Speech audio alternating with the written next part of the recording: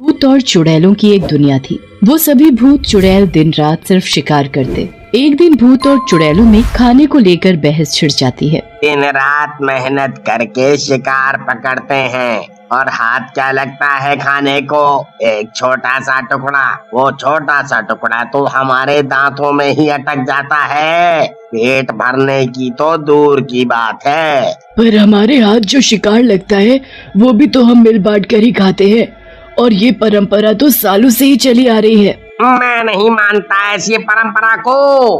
आज के बाद मैं अपना शिकार किसी को नहीं दूंगा, उसे मैं अकेला ही खाऊंगा। तुम ही क्यों अकेले खाओगे? हम भी फिर अकेले ही खाएंगे, किसी दूसरे को नहीं देंगी। चुड़ैल और भूतों में शिकार को लेकर बहस छिड़ जाती है। बहस भूतों और चुड़ैलों के मुखिया तक पहुंचती है। अब आप ही बताइए मुखिया जी, और इस बात का हल निकालिए। बड़े ही सोच विचार के बाद हमने ये फैसला लिया है कि किसी को भी कोई भी शिकार मिलेगा, या जानवर या फिर इंसान, उसे हमारे पास लाया जाएगा। उसके बाद हम एक दौड़ रखेंगे भूतों और चुड़ैलों की। उस दौड़ में जो जीतेगा वो पूरे के पूरे शिकार का हकदार होगा, उसे वो अकेला ही खा सकता है। रात का वक्त था। जंगल के बाहर बनी सड़क पर एक ट्रक सामने से चला आ रहा था। ये मेरा शिकार है। से पहले हमें इसे पकड़ना होगा। भूत जानबूझकर ट्रक के सामने आ जाता है और मरने का नाटक करता है। मक्खी सिंह तुरंत ट्रक को रोक देता है। ओए, कौन है भाई? ठीक तो है ना तू? कोई जवाब ही नहीं दिया। उतर कर देखता हूँ। जैसे ही मक्खी सिंह ट्रक के नीचे उतरकर देखता है तो पीछे से तुरंत चुड़ैल उसे आकर पकड़ लेती है। फंस गया मेरा शिकार, फंस गया। अभी इसे अपना शिकार मत समझो, क्योंकि अभी दौड़ होना बाकी है। उसके बाद ही फैसला होगा कि ये तगड़ा आदमी किसके पेट में जाएगा। ओए, ये तो भूत था। तुम मुझे छोड़ दो, जाने दो। मैंने तुम्हारा क्या बिगाड़ा है जो मुझे पकड़ लिया? तेरे जैसे हट्टे कट्टे इंसान के लिए मैं दौड़ तो क्या पहाड़ भी चढ़ जाऊं। तू तो गया अब मेरे पेट में। वो उसे अपने मुखिया के पास ले जाते हैं। फिर दौड़ शुरू होती है चुड़ैल और भूतों की। मुखिया के इशारे पर सभी भागने लगते हैं। सभी को जंगल के 3 चक्कर लगाने थे। जंगल के 3 चक्कर पूरे होते ही चुड़ैल जीत जाती है। ये मैं जीत गई, अब ये शिकार मेरा हुआ।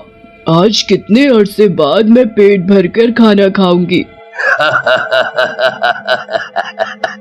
ये शिकार तुम्हारा ही है, इसे तुम जैसे मर्जी खाओ, काट के खाओ या नोच नोच कर खाओ, तुम्हारी मर्जी। अरे, ये क्या हो रहा है? ये मैं भूतों की दुनिया में कहाँ आकर फंस गया? अरे, कोई है जो मुझे बचा सके? चुड़ैल तभी मक्खी का सिर उसके धड़ से अलग कर देती है और उसे अपने दोनों हाथों से घसीटती हुई नदी पर ले जाती है। वहाँ बैठकर वो उसे बड़े आराम से खाती है। फिर एक दिन 2 चोर विक्की और बिट्टू किसी के घर में चोरी करके भाग रहे थे। भागते भागते दोनों चुड़ैलों के इलाके में घुस जाते हैं। वहाँ घुसते ही सभी चुड़ैलों को इंसान के नजदीक होने की गंध आ जाती है। ये गंध तो किसी इंसान की है, और ये गंध यहीं कहीं आसपास से ही आ रही है। इसका मतलब यहाँ हमारे इलाके में इंसान है। वो यहाँ घुस तो आया है, पर यहाँ से बाहर नहीं जा सकता। फिर खड़ी क्यों हो सब? चलो मिलकर ढूंढे उन्हें। बाकी तो सब दौड़ के बाद ही पता चलेगा कि वो इंसान किसका भोजन बनेंगे। सभी चुड़ैलें हंसती हुई उन इंसानों को ढूंढने लगती हैं जिनकी उन्हें गंध आ रही थी। वहाँ दोनों चोर थक कर एक पेड़ के नीचे बैठ जाते हैं। भागते भागते तो सांस ही फूल गई, और बहुत थक भी गए हैं आज तो, और बहुत खुशी भी है क्योंकि आज बहुत माल हाथ लगा है। पर ये मत भूल जाना कि इसमें हम दोनों का बराबर बराबर का हिस्सा है, आधा तेरा और आधा मेरा। हाँ हाँ याद है, अभी रात बहुत हो चुकी है, सुबह होते ही हम दोनों इस लूटे हुए माल का आधा आधा बंटवारा कर लेंगे। तभी चुड़ैल पीछे से बोल पड़ती है, बंटवारा तो हम भी करेंगे, वो भी तुम्हारा आधा आधा। आज तो बहुत ही खुशी की बात है, आज एक नहीं दो दो शिकार जो हाथ लगे हैं। ये हम कहाँ आकर फंस गए? यहाँ तो चारों तरफ चुड़ैल ही चुड़ैल है, इन्हें देखकर तो मुझे चक्कर सा आ रहा है। इतना बोलते ही विक्की बेहोश होकर नीचे गिर जाता है। विक्की उठो उठो, क्या हुआ तुम्हें? उठो जल्दी यहाँ से और भागो, नहीं तो ये चुड़ैल हमें मार देंगी। यार तू उठता क्यों नहीं? क्या हुआ तुझे? हमें देखकर शायद बेहोश हो गया है, तुम फिक्र मत करो, क्योंकि हमें इससे कोई दिक्कत नहीं है। हम इंसानों को जैसे मर्जी खा सकती है, और तुम लोगों पर तो मैं मिर्च मसाला लगाकर खाऊंगी। सपने से बाहर आओ, क्योंकि हम भी यहाँ खड़ी हैं। इन दोनों को मुखिया के पास ले चलो, उसके बाद ही पता चलेगा ये किसका भोजन बनेंगे। ये तुम सब क्या बोल रही हो? मेरी तो कुछ समझ में नहीं आ रहा। विक्की, विक्की उठो जल्दी। हे भगवान, हम किस मुसीबत में फंस गए, बचा ले हमें। सभी चुड़ैलें मिलकर उन दोनों के हाथ पैर पकड़कर मुखिया के पास ले जाती हैं। हमेशा की तरह मुखिया दौड़ आयोजित करता है। यहाँ दौड़ शुरू हुई, वहाँ विक्की होश में आ जाता है। उसके होश में आते ही बिट्टू उसे सब बता देता है जो उसके पीछे हुआ।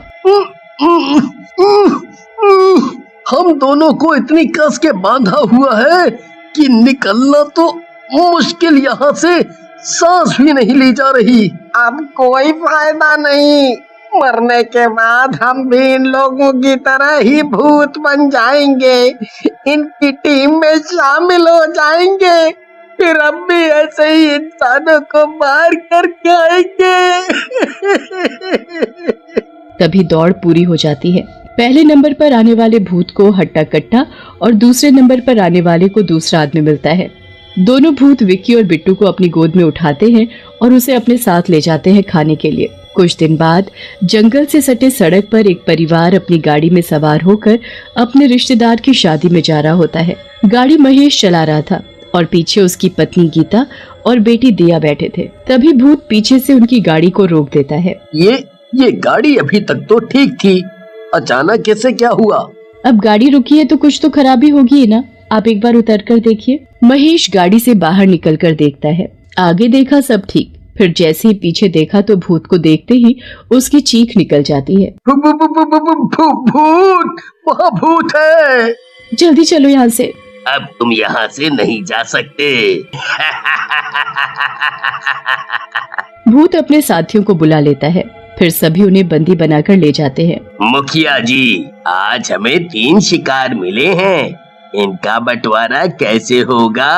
हम सब चाहते हैं कि दौड़ में पहले नंबर पर आने वाले को ही सभी इंसान मिलें, फिर वो चाहे बाद में किसी को भी दे अपना शिकार। अब सब मिलकर सलाह कर लीजिए, करना क्या है? ये हम भूतों और चुड़ैलों की अलग सी दुनिया में आ गए हैं और बुरे फंस गए हैं। अब ये सभी हमें मारकर खा जाएंगे। बच्ची के सामने ये मरने की बातें मत करो, वो डर जाएगी। मम्मी पापा, ये डरने का समय नहीं है। मेरी टीचर हमेशा बोलती है कि कभी भी मुसीबत में हो तो डरने से नहीं, सूझबूझ से काम लेना चाहिए। हमें भी वही करना है। मेरे पास एक आइडिया है, आप बस देखते जाइए। दिया भागती हुई एक चुड़ैल के पास जाती है और उससे लिपट कर रोने लगती है। मैं तो छोटी सी बच्ची हूँ, या तुम मुझे भी खाओगी? अगर तुम्हारी भी मेरे जैसी कोई बेटी होती तो उसे भी तुम मार कर खा जाती क्या? मैं भी तो किसी की बेटी हूँ। दिया को देख चुड़ैल की आंखें भर आती हैं। तुमने सही कहा, तुम्हारी जैसी मेरी भी एक बेटी थी। वो जिंदा है पर कहाँ है मुझे कुछ नहीं पता, पर वो बिल्कुल तुम्हारे जितनी ही बड़ी होगी। बेटी एक बात बोलूं, जो हमारे मुखिया है और वो जिस संदूक पर बैठते हैं उसके अंदर हम सभी चुड़ैलों और भूतों की आत्माएं बंद हैं। तुम चुपचाप जाकर उस संदूक को खोल दो, उसके खुलते ही हम सभी को मुक्ति मिल जाएगी और हम सभी गायब हो जाएंगे। दिया बिल्कुल वैसा ही करती है। सभी आपस में बातें करने में व्यस्त होते हैं। वहाँ दिया चुपचाप संदूक खोल देती है। उसके खुलते ही सभी भूत और चुड़ैल गायब हो जाते हैं। उस दिन के बाद से कभी भी उस जंगल के आसपास कोई चुड़ैल भूत नहीं दिखा।